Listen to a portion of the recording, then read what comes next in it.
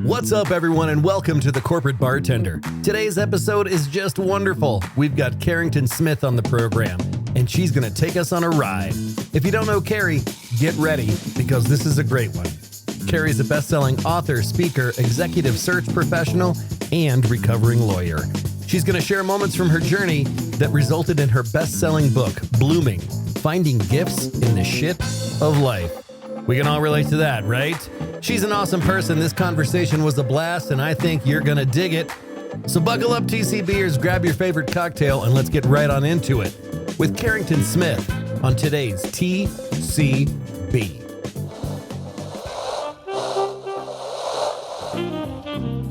Welcome to Sky Team's The Corporate Bartender, where we gather some of the best HR and people leaders to discuss what's happening on the people side of business.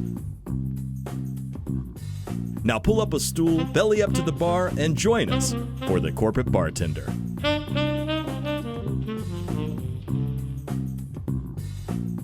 Welcome, everybody. It is so good to see each and every one of you.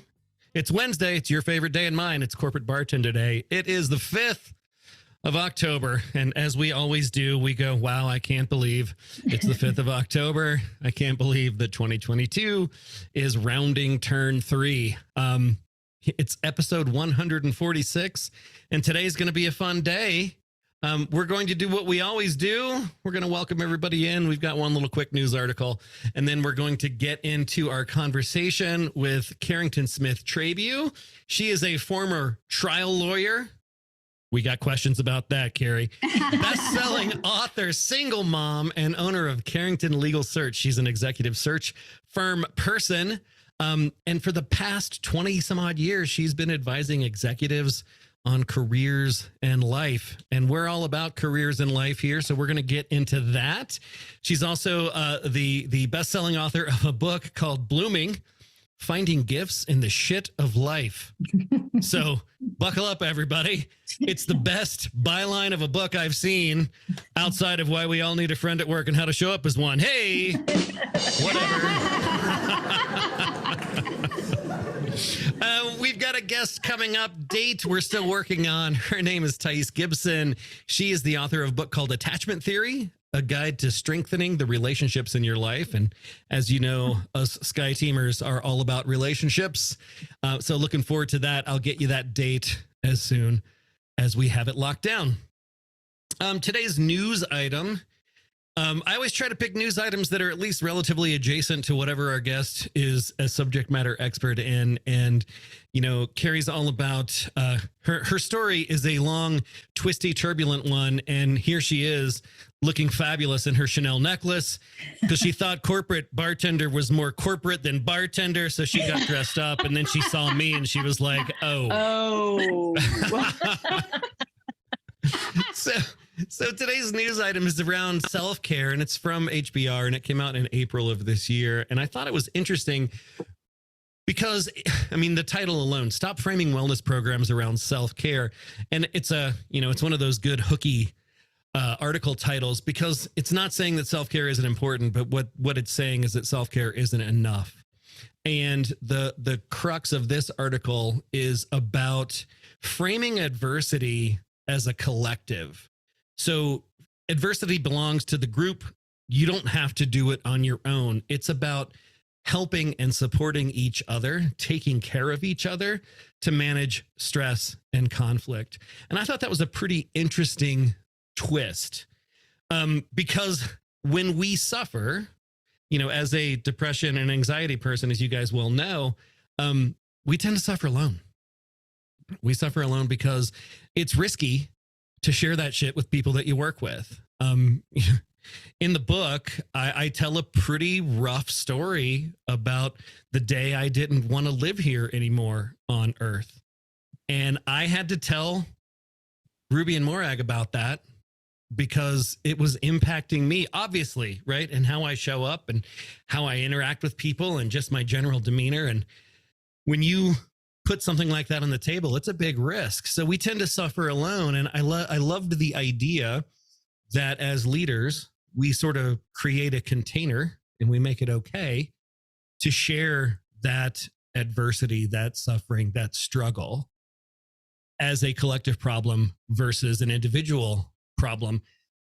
Because what they found was that the resulting, more communal type coping strategies, they bolster genuine connection between people and better recovery. And, as we say all the time, from the research that we've done, we know that the quality and depth of the relationships you have at work are the number one influence over your happiness, engagement, and productivity at work. So when these challenges or setbacks or illnesses or injuries or whatever belong to the whole team and not just an individual, the team draws closer together. They talk more, they communicate more effectively, and they acknowledge each other in a way that just doesn't happen when that is shouldered by the individual. Mm-hmm. So that was sort of principle number one. Principle number two was creating and fostering what they called relational pauses. So it said that once you recognize these stressors as collective problems, then you can foster relational pauses. The purpose is to give people room to breathe. So you talk about the thing, but it's not all you talk about, right? It doesn't usurp every other thing that we have to do, but it doesn't fall off the agenda either. It helps bolster genuine connections when you give people breaks from thinking about the collective anxiety, breaks from thinking only about work, right? They likened it to a military term for military teams, causing what they call a tactical pause. Mm-hmm. So like when you're in the thick of a battle, you take these tactical pauses to verify data and check assumptions and make sure that we're operating with the most current information. So I don't know. I thought those things were really cool. And I know I've been slagging on some of these HBR articles lately because they've been super simplistic. But this one really got me thinking. And I think I'm amidst rewriting a workshop on difficult conversations. And I'm thinking about including some of this. I'm also including a lion's share of stuff that I picked up from Adam Grant's new book, Think Again, which is awesome book. Mm-hmm. So yeah. I don't know. What do you guys think? Adversity as a collective and these tactical pauses. How does that land for you? Eric, it makes me think of, Laura, you were going to go. No, go ahead, Ruby. It makes me think of the quote we shared today in our workshop this morning. I'm looking at it here. I just have it out still. It's from Sean Acor, author of The Happiness Advantage, who has a great, obviously, book and a TED Talk around it. And the quote is, "The people who survive stress the best are the ones who actually increase their social investments in the middle of stress," which is the opposite of what most of us do. It turns out that social connection is the greatest predictor of happiness we have. Isn't that crazy? Mm-hmm. Say that last part again, Ruby, the second half. It turns out that social connection is the greatest predictor of happiness we have. And when we're stressed or feeling pain, that's not what we want to do. Mm-mm. We don't want to connect. We tend to turtle up, right? Especially if I don't believe that the problem, the challenge, the anxiety is a collective or shared one, but it's mine. Yes, turtle up, Morag. Sorry, go ahead, Lori. What were you going to say? So it makes me think about our friend that we've had on, the bartender, Debbie Yadagari, who's mm-hmm. the founder of the organization called Village. And it's a benefit that you can offer to your workforce. We offer it to our employees for free. And it's kind of twofold. A lot of it is focused around caregivers and extra resources and support around caregiving throughout the entire journey. If it's a journey to, parenthood where you're starting with infertility or adoption, or you're on the other side of the spectrum and you're working with aging parents and, those kinds of responsibilities, and how to incorporate those into how are you successful at work while you're doing life, right? And so mm-hmm. the cool thing that they've added that kind of connects me to this is we put a lot on our leaders to be empathetic, compassionate people, to see people as whole people and show up for them, right? Sort of that collective idea that you're not alone in this. And the reality is that's too much to expect of our leaders, to know how to deal with that, to know what to say, to understand what somebody might be going through, to figure out, how to support this person. So one of the things that they offer is specifically for leaders, and it's sort of just in time bites of information. So if an employee shares, hey, I'm going to start an adoption journey, and there's social workers that need to come to my house, and I might have to stop at a moment's notice because they're surprise visits or whatever, right? And so they can, when there's a portal and ways to, communicate these things, but then it then immediately connects the leader to, here are some things you should know about a journey to adoption, or if it's infertility, or somebody has a miscarriage, or somebody's, parent is suffering with dementia and you're putting them into assisted living. It actually gives them information. It gives them language. It gives them questions. It gives them a way to feel confident in helping that person feel like they're not alone, right? So kind of bringing it into a collective, and, you balance that with confidentiality. Sometimes people don't want everybody to know everything, but I thought it was such a cool and necessary tool for our leadership, because we just keep putting more and more and more on our leaders to be all things to all people, and that's impossible. So these are tools that they know they don't have to figure all this out on their own. So, yeah. Yeah, I love that idea. And, sort of it flips the idea from that article over, because as a leader, I may want to make this, collective adversity a thing. But to your point, what if I don't know anything about what the challenge is, right? If you're dealing with elder care, I was having dinner and drinks with a buddy last night who works in this space and is writing a book, and he's taking care of his mother-in-law and his dad. So it's all elder care all the time. Right now, his mother-in-law lives in an RV in his backyard while they're building an addition to their house before it gets cold. And it's going to get cold here in Colorado in weeks, right? So, it's just interesting to listen to him talk about it, because, it's eating up a lot of his brain space and a lot of his day, right? A lot of his waking hours. And, he's still got to do his job, and he's still got to have a life, and he's still got to meet up with his friends. And it's tough. It's tough. So I love that idea of having additional frameworks inside of our, benefit offerings that empower managers to do that sort of thing. Lori, what is that called again? Villages? It's Village. It's VILLYGE.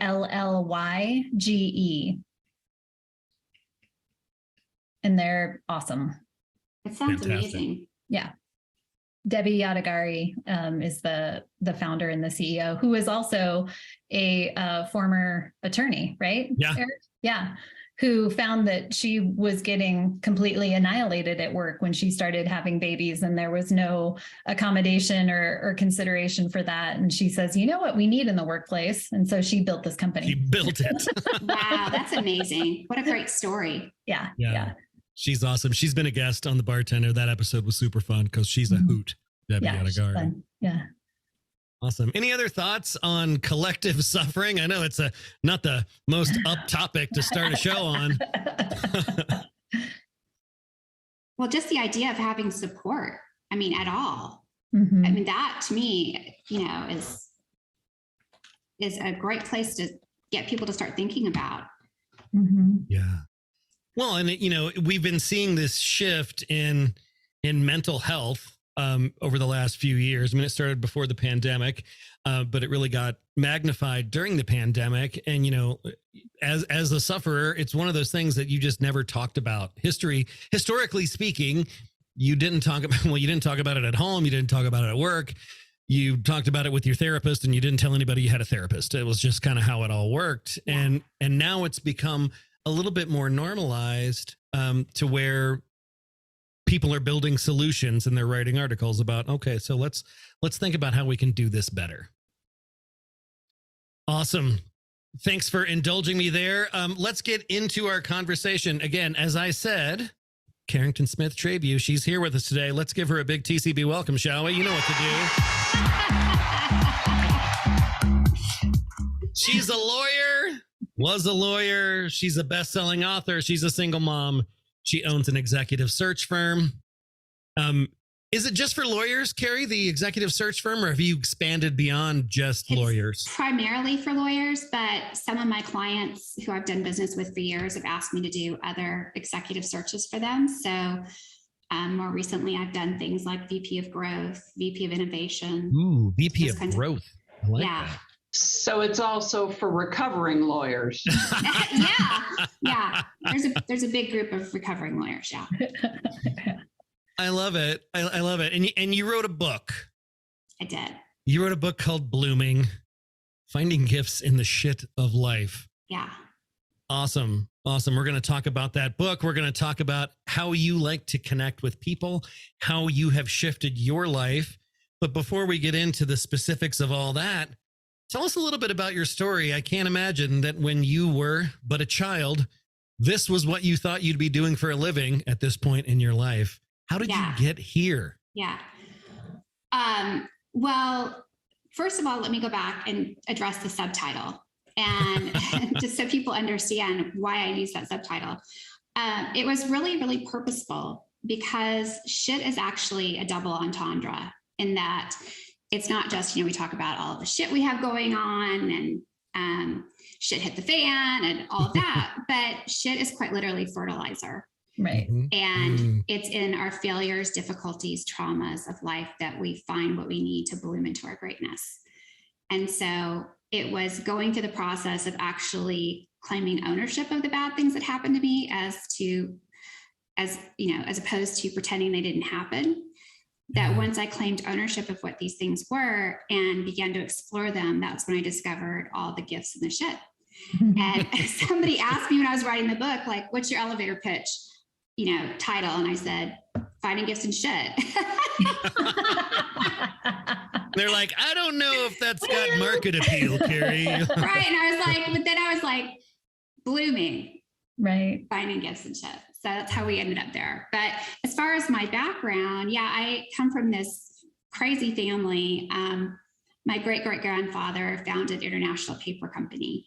And another one of my great-grandfathers had a seat on the New York Stock Exchange. And like a literal seat on the New York Stock Exchange. Yeah, like a seat on the New York Stock Exchange. Yeah. Crazy. He had it for like 30 odd years or something. Anyway, and they both founded a couple of banks, and it was just a wild and crazy, really opulent life that they lived. And so my grandmother lived that life, and she, went to Miss Porter's, and then she went to finishing school in Switzerland, had her debutante party at the Ritz-Carlton in New York, and, grew up with this expecting to continue this life. And her husband had a similar life. They thought this was a great match. But somewhere along the line, the money did not pass on to them. Whoops. And so what happened with, my family was the biggest overriding trait in our family was resentment and bitterness, that they were expected to go to all the same schools, belong to all the same clubs, live the same lifestyle, but we didn't have the funds to support that. So there was just this all-consuming need to be involved in all of that. And so my mother married my father because he was a doctor, and she thought that meant he would financially be able to support her in this lifestyle. And he turned out to be the typical doctor who loves to spend every dime that comes in, and didn't work out that way. So, so he also had the God complex that often affects doctors, and had he was the top of his class. He was the head what do you call it? Chief resident. He was chief resident. Yeah, at Johns Hopkins. Wow, big deal. Yeah. And but he had some personality deficits. So instead of going up and ending up at these top hospitals, he had a practice outside of Johns Hopkins of Baltimore, and then something went awry. And suddenly we were whisked off in the middle of the night to Everett, Washington. That's about as far away as you can get from Baltimore. Yeah. Mm-hmm. And he relocated the entire family, and all of our family and friends were on the East Coast, and we were starting afresh in very industrial seaside town, trains and paper mills and things like that. So it became this tension of growing up with this malignant narcissist father who just twisted scripture and messed with our heads and physically abused us as well. But so much happened. I mean, obviously I wrote a whole book about so many different things that happened in my life, but the long and short of it is that I feel like I came out the best of all the kids. And despite all the difficulties I've been through, I've found happiness and purpose. And I feel like I've really been blessed. So a big part of that is mindset. It is about how you view these things and handle them and manage through them. And so one of the reasons I wrote this book was because I wanted to share with people. I realized during the pandemic that so many people were not handling the pandemic the same way that I was. I was kind of breezing through it. I was like, hey, this is just another, shitty experience. Meanwhile, everybody else is like, I can't find toilet paper or chicken. I'm freaking the fuck out right now. Yeah. I mean, when all my friends were, posting pictures of like stacks of tequila bottles and how they were using them to decorate their home now. I realized that I immediately saw this as an opportunity. I was like, wow, this is one of those once in a lifetime opportunities. Like you hear about the Great Depression, like 75% of all the Fortune 500 companies were founded during the Great Depression. Yeah. And when you understand that, I was like, wow, this is one of those moments. I immediately recognized that. And then I also understood, okay, this is going to be tough. We don't know. There's a lot of unknowns, but get as much information as I can. And how do I manage through this? How do I best situate me and my family so that we are using this as an opportunity? And I saw the lockdown as a forced sabbatical. I was like, wow, I have this time where I get to do all these things I never thought I was going to have time to do. Right. And by having that mindset, I actually did write a book, lose weight, exercise, do things that, I had put off. And so it is interesting. I wanted to really share with people how those life experiences had shaped me and given me the grit, the emotional resilience and all of that to be able to manage through them. And I like to say, I don't like to tell people what to do, but I do believe that people learn through stories. And so I really felt that people could, read my stories and relate to it. As I like to say, there's something for everyone in my books. I love that. We had just the most recently released Bartender episode was with a guy called Mark Carpenter, who's a master storyteller, and he wrote a book called Master Storytelling. And we spent a lot of time talking about that idea. And, you talk about this concept of owning your story. Yeah. Despite what happens, right? Because bad things happen to everybody. It's part of being a messy human. What does it mean to own your story? So one of the best examples I just love is Gavin DeBecker. If anybody of you have read his book, The Gift of Fear, I read that book after I had been raped in college. And that book opens up talking about a rape.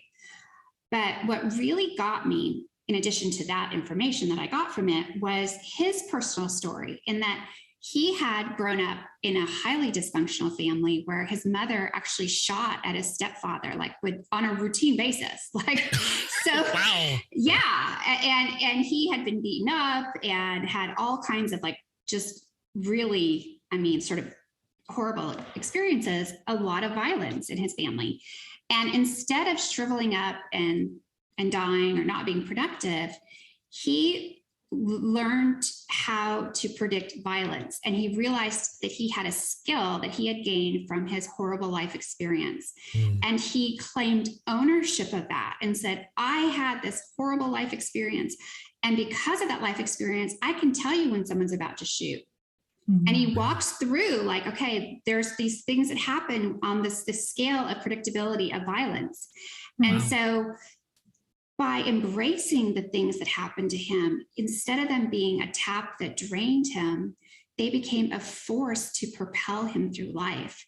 And he founded this company where he was advising presidents, VIPs, celebrities on whether or not they were going to be, if they had to worry about a security issue. Mm-hmm. And so understanding that was why he wrote his book, I really came to realize, wow, if I actually claim what happened to me as opposed to act in shame, as, you know, particularly, well, I say as women, but yeah.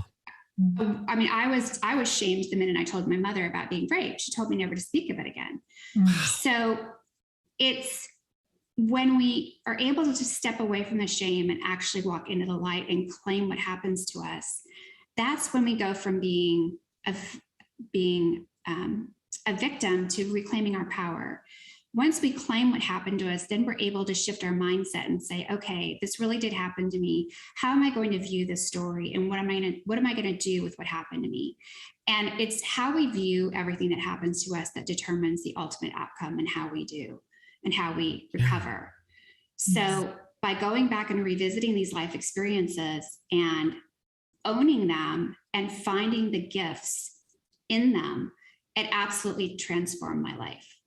It's not an easy thing to do, right? I mean, staring down the dragon is hard enough, right? Dealing with our own feelings of insecurity and imposter syndrome and all of that, that's another layer, right? Inviting other people into the tent, that's another layer. I mean, this is a big deal kind of lift. How did you get yourself into the mindset where you could just jump in there and grab that bull by both horns? Yeah. Well, I do have to remind people I am 55 years old. So it took a long time to get there. That's the beauty of aging, right? You get to a place where you're able to really speak out, because they say, don't share something, don't write about something until you've done the work. And so I had to make sure that the things that I wrote about were things that I was prepared to share because I had done the work. And so there was a lot of therapy. There was a lot of gnashing of teeth and tears and crying and all kinds of different, trying different things. And I talk about in the book the things that I did try to get better. But it's not like I just turned on the light switch one day. It was fighting to get better and then figuring out how to do that. But that's why I wrote the book. It's like, if somebody had just told me, wow, I mean, one of the most pivotal moments is after my second divorce, when somebody said to me, with adversity comes opportunity. And I suddenly realized that if instead of looking at my divorce as everything that I had lost, to shifting it to everything I was gaining, which was a blank slate and the opportunity to create a new life, that absolutely just changed my life in that moment. And once I started doing that same exercise time after time, when bad things happen, I like to say mindset is a muscle. And the more I exercise that muscle, the easier and the faster that would happen. And to really put a fine point on this, I'm going to share something with you that I haven't shared with many people, but it's a small group, and you don't know any of my friends. I've not shared this with my friends yet, but my sister reached out to me over the weekend because they found a brain tumor. And while I'm still coming to grips with this, I immediately am like, what are the positives in this? And how can I help my sister? And it's just that muscle of like, what good are we going to get out of this? I immediately went there. And so instead of just breaking down and being like, wow, the one family member I have a relationship with, instead of going there, I was like, okay, I am so blessed and lucky that I have a career and a job where I can leave and go be with my sister. Right. And my oldest is now in college. My younger is a senior in high school. He doesn't need me anymore. So, I mean, I went to with all the blessings that were available. Wow. That blows my mind. That's ahead, something Ruby was talking about, Sean Acor, and I remember in his book, the Happiness Advantage, that it's that rewiring your brain to scan for the positives. Right. Because our default is to scan for the negatives and stop. And you have to intentionally practice to scan for the positives. And then it shifts everything. And then it shifts where you put your energy, which shifts how you feel inside, and it shifts the people that are attracted to you and the circumstances that are brought to you. And this huge wave of proactive, positive versus this shrinking, fearful, negative. Yeah. Yeah. It Wow. really, really does. Wow. Yeah. There was a quote, Carrie, on your website that I liked it so much. I wrote it down because I think it's the embodiment of kind of what we're talking about here. And I love the way you worded it. It said, I had been told to shut up and not tell my story. It makes people feel uncomfortable. But the truth is that my power, my secret weapons, my gifts are in my stories. That's why I discovered the authentic me, where I discovered the gifts, the buried treasure in all the shit. It is in the debris of life, in the fire, that I found out who I was and what I was made of. That is a big, big statement. And I think it's one that, I think when a lot of people read that, it's right there on the bio page on her website, folks. People are going to read that, and there are going to be people who aspire to that, but they don't know how to get there. Right. Especially if they have jobs and life and obligations, and I don't have time to think about me, much less be this fucking superhero that wrote this quote here. Right. Yeah. Well, I tell people all the time, I mean, one of the reasons I felt, so just let me regress a little bit. I mean, I was an English major. I would write short stories, and I always was like, who's going to care? Like I would, as I like to say, I'm, not a celebrity. I'm not a business titan. I'm not, an athlete. I mean, I'm not any of the things, any reasons why you pick up a memoir, right? Mm-hmm. I am ordinary. And I came to realize that it was very much my very ordinariness that made my story compelling. Mm-hmm. And and because all of the things that I experience are things that a lot of people experience, whether it's divorce or rape or rejection or, family drama or any of that. It's things that a lot of people experience. And so I want to be really clear. I am no superhero, and people have asked me to go out and be like an expert on certain things, like particularly on parenting. And I say no, because I'm grateful. My kids are great. But I don't. We're all faking our way through that, though. Seriously, I am not going to go out there and pretend that I am the best parent, because I feel like I've just gotten lucky, to be honest. Right. So yeah, I think that one of the great things about the pandemic was the advent of the Zoom call, because growing up, I'm sure a lot of you can relate to this. I was brought up that we were supposed to have two separate personas. Your work persona and then your personal persona, and the two should never meet, right? Mm-hmm. And suddenly with the Zoom call, I literally had the VP at a Fortune 500 company on a Zoom call with her daughter potty training in the background. Yes. Yeah. I can't tell you how many semi-clothed spouses we've seen travel through the frame, right? Cats and dogs and kids, and it's real life though, right? It's real life. And the beauty of that though was suddenly we had a window into people's lives. We really saw where they lived, where they ate, what was going on in their lives. We heard the kids come in, the doors slam, all of that happening. And suddenly it made everybody more relatable. Yeah. And so I love what you were saying with that HBR article, because I think that while we've suddenly seen all this, and there is this driving towards authenticity, in that people really do want to experience and know who you really, really are. One of the bad things about the pandemic has been that everyone feels very alone and isolated. And it still feels like, I'll go to conferences and whatnot, and people just don't even know how to talk to each other anymore. Yeah. Totally. They've fallen out of habit. Yep. Totally. Ruby and I did a keynote this morning. It was virtual. It was supposed to be in person. They couldn't get enough people to agree to come to the venue, so they did it virtually. And we were talking about that.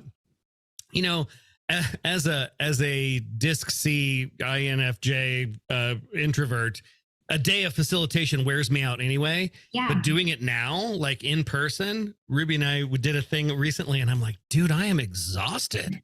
Yeah. Right. The muscles have atrophied, the small talk muscles, the things that we used to do, walk into meetings or bumping into each other at the coffee or going to lunch or happy hour. We just haven't done those things like we used to. Yeah. I'm more on the extroverted side, somebody who gets energized in those settings. But I was at a conference last week with 8,000 people and I felt out of sorts almost the whole time. Just like, I'm, like, where am I supposed to be and who am I supposed to be talking to? I like the overload impact on my nervous system was intense. Yeah. Yeah. Mm-hmm. So, Carrie, when we think about these ideas, this sort of owning your story, reclaiming your stuff. And, we talked about within the frame of self-care or collective care. How can we take these ideas, these ideas in your book and adapt them for use at work, right? How can we help empower the folks on our teams to be this, perceived superhero, to be able to step into their own? Well, I think that's more of like a one-on-one coaching thing. I agree with what Lori was saying earlier about the pressure on leaders. I mean, I feel like that we do expect them to be sort of omniscient. And and what you were saying about just like the adoption scenario, I can just hear leaders complaining about like, why is this person cutting out of calls and blah, blah, blah, and just not having any understanding because they haven't had that life experience. So they don't have the ability to show empathy for that person. That's why I just loved what you had said. But as far as changing your mindset and all of that, I mean, it's setting the tone at the top, but it's also just really, really one-on-one coaching, I think, and showing up for people and helping them make that shift. That being said, I also acknowledge that not everyone's going to be able to make that shift because there's so many different personalities out there. And I like to say there's, two different groups really fundamentally, and that is people who are constant growers and people who like to waddle in the mud. So turtle up, everybody, turtle up. And so that's actually one of the reasons I got divorced from my second husband. He's somebody that loves to just stay in it and just be like, life sucks. Life sucks. And he immediately goes to, I'm screwed about everything. So, and obviously my mindset's completely different. So while I would love to say that I've got the answers for the work situation, I think you're dealing with so many different personality types. I think you guys are better and more experienced at giving that advice than I am. But I have a question, Carrie, about kind of part of your journey and how you said, right, it's not a light switch that you flip on that you decide to just be different. It takes work and intention and therapy and practice and all of that. And I'm curious, in that journey, given the things you've already shared with us, these challenges, how much of your journey included forgiveness in terms of situations that happened to you, or forgiveness of others, forgiveness of yourself? How much of that was part of your journey? Very important. Yeah. And actually, let me give an example of that. And that is my father, who, I mean, where do we get started? There's a couple chapters about it in the book. So anyway, with him, I grew up walking on eggshells because I never knew what was going to trigger him and when he was going to explode. And I came to realize that my childhood gave me the gift of really, really great intuition, in that my little tendrils grew longer than most people's because it was a survival skill that I learned. Right. And somebody asked me one time, like, what's your greatest gift? And I said, intuition. And they said, well, where do you think you got that from? And as I thought about it, and I realized it was really a gift that came from my childhood, I reached this sort of like aha moment where I realized that if I was going to be grateful for the gift of intuition, I needed to also be grateful for the path that birthed it. For how you got it. Yeah. Crazy. And crazy, right? Isn't that radical? So when I realized that, I suddenly also shifted my mindset about my father. I also realized, why is he the way he is? I mean, this is something that's passed down from generation to generation. He had polio when he was a child. Oh. I mean, so he was very, his personality, those very formative years, was very much harmed in the way that he was shaped. So kind of while having empathy for him and understanding helped me also have more capacity to forgive. It was those two things, that having gratitude for that life experience and what it gave me, and also having empathy for him, that helped me reach forgiveness. And once I reached forgiveness, all of a sudden I was free. I mean, it used to be anytime his name came up or whatever, I literally would just have like a physiological response to it. Yeah. And then suddenly I had just let go. And, but I also have to be clear, I had to set a firm boundary. And that is, even though I understood why he was the way he was, and I had forgiven him and reached a place of gratitude and all of that, I also knew that he is not safe. Right. He will not change. Right. And so he's not someone that I can be around. Right. Right. Yeah. Super important. Wow. Thank you. So you mentioned the word gratitude, Carrie, and while I was cyber stalking you across the interwebs, I stumbled upon something called the Gratitude Challenge on your website that has a workbook and it's a whole thing. What is the Gratitude Challenge? And we should probably do that, right? Yeah. So it's available if you go to my website, Carrington-Smith.com, and you go to the book tab, you'll see the gratitude challenges there available to download. And we actually have just created a Facebook group for it as well. Oh, nice. Yeah, I'm doing a big presentation on it tomorrow night to another group. But the gratitude challenge, it was birthed because I had a girlfriend who was sort of negative Nelly, and she's the person you get tired of. You don't want to hang out with anymore because she was so negative. Is she dating your ex-husband now? Yeah. But I really loved her. And so I was like, I don't want to just like not hang out with her anymore. I want to really see if I can really be a friend and help her. And so I just racked my brain and I came up with this idea, and I didn't, very importantly, I didn't point the finger at her. I said, look, I feel like I need to work on this. Would you work on this with me? With me. Yeah. And I came up with this idea of what we called the Gratitude Challenge. And that is where I said, let's hold each other accountable. And every day we have to exchange one, thing that we're grateful for, and then also perform an act of service or a random act of kindness. Yeah. And then we had to report back. And so one of the things that happened is that when we first started kind of discussing the logistics of it, two lawyers figuring it out, Wow. right? We're like, well, what counts? And what's the criteria? Objection. Right? Yeah. We both at the time were doing a lot of volunteer work. So one of the things that happened is when we were recording our acts of service or kindness, we came to realize we never gave ourselves credit for everything that we already were doing.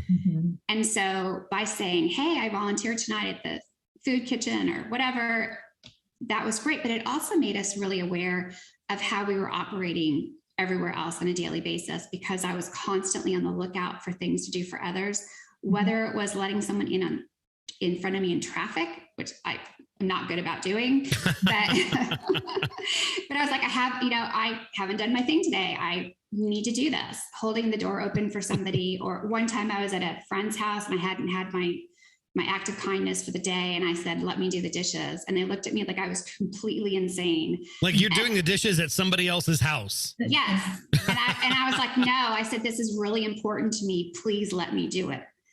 And so I washed their dishes for them. But what the thing was that at the end of the month, both of us came away completely transformed. Wow. Yes. And so the remarkable thing was, she was really bitter about her career. She had a really rough start in the practice of law. And by the end of that month, she found her dream job. Yeah. See? Wow. Law of attraction.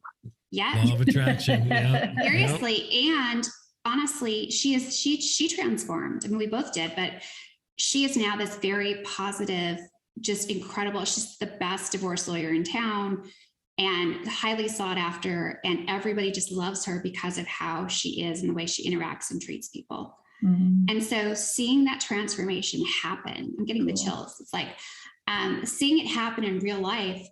As I wrote the book, I realized I really wanted to share that story because it was so powerful. Mm-hmm. And so we created the challenge where, you get an accountability partner and you do this, one thing you're grateful for, one act of service or kindness.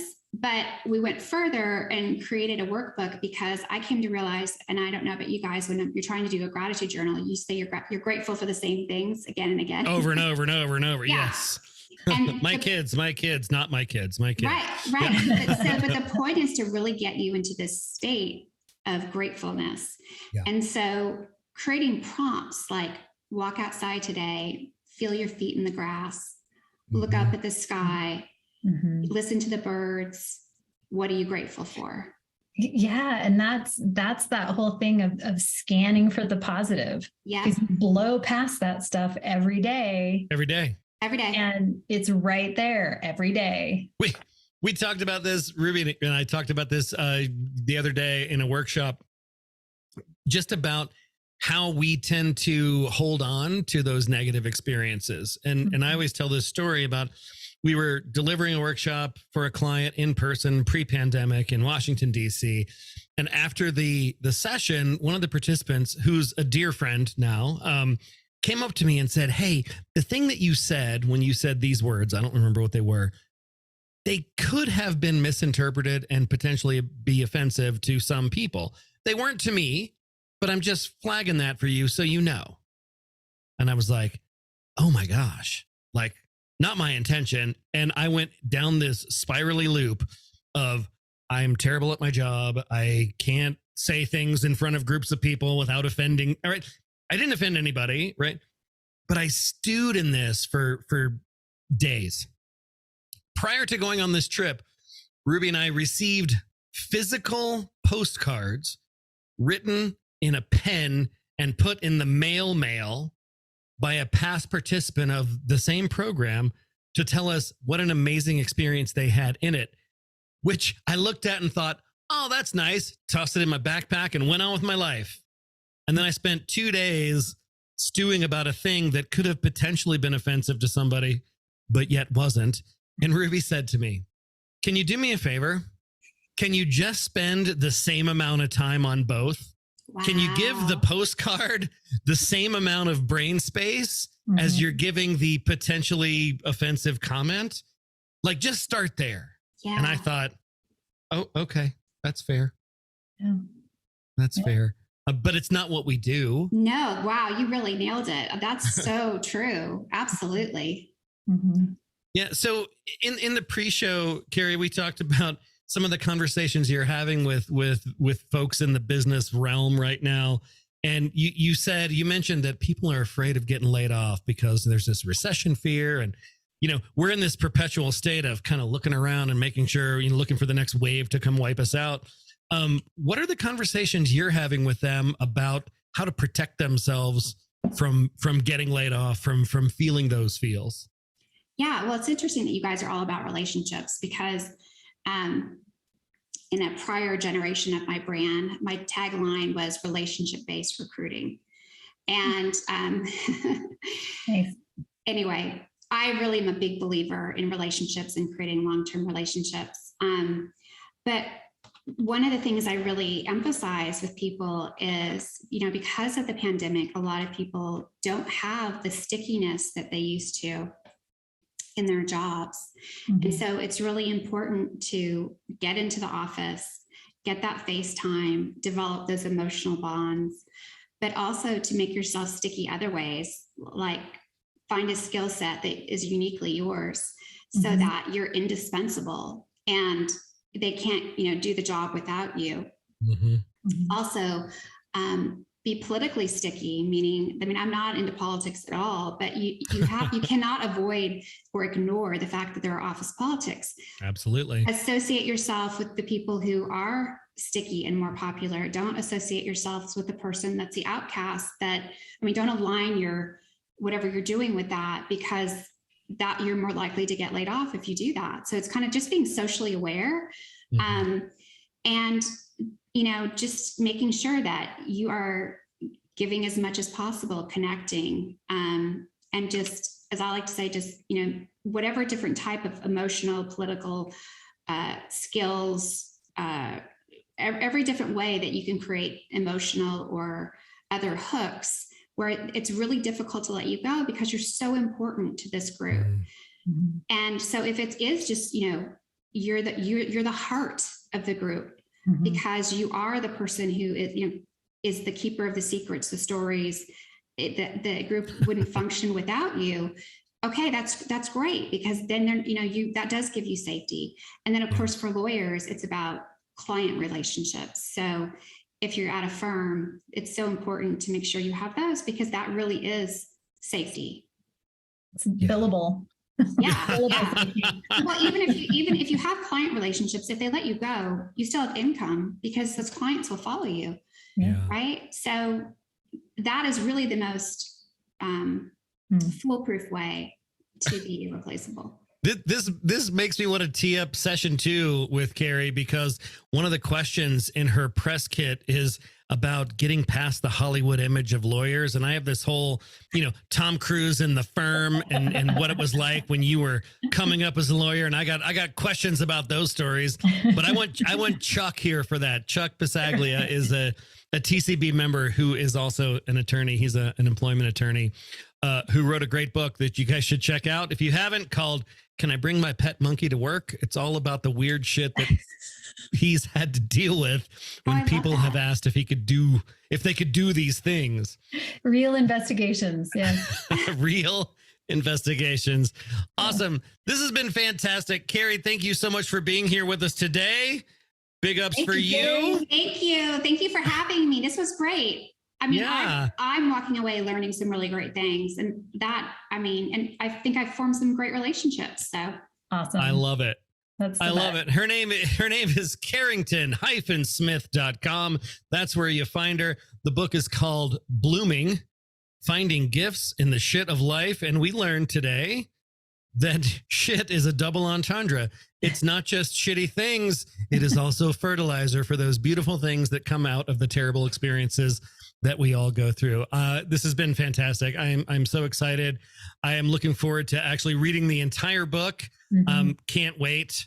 Let's get into our funny things, our good feel story, and silly cocktail, and get to dinner, because it is getting to be that time of day. Today's funny thing number 1. So mad I don't own this.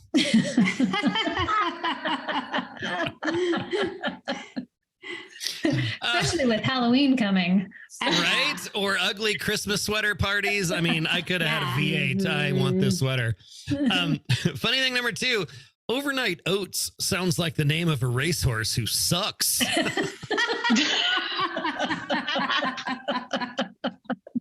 So it was funny. I was going through Carrie's stuff today, and Carrie also has a very kick-ass Spotify playlist called Blooming. So you should check that out, because this is what it looks like when I make a playlist.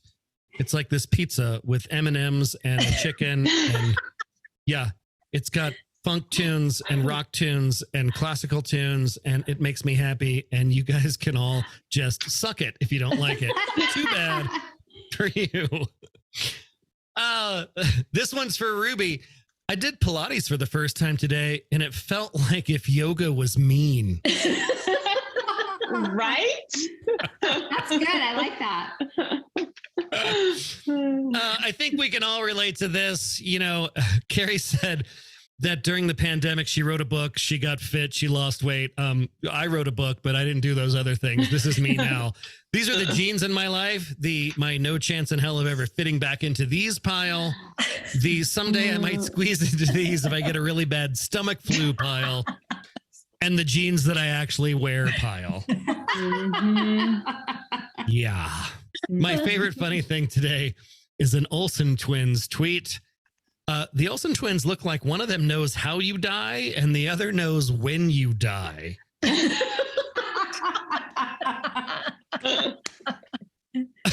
Thank Thank you for being here. This has been great. And I am so sorry that we crashed and burned here at the end. My bad. My naughty computer. But thank you, Carrie, for being here. Thanks, everybody, for being here today. Thanks, Mike, for coming back. It's good to see you.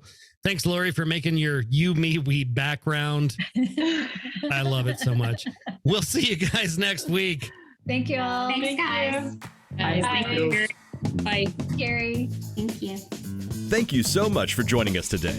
If you had a good time and learned a thing or two at today's happy hour, please share it with your friends. If you want to join our tribe, head on over to skyeteam.cloud/TCB or email us at info@skyeteam.com. That's SKYE team.com. Thanks again, and remember, you've always got friends at the Corporate Bartender.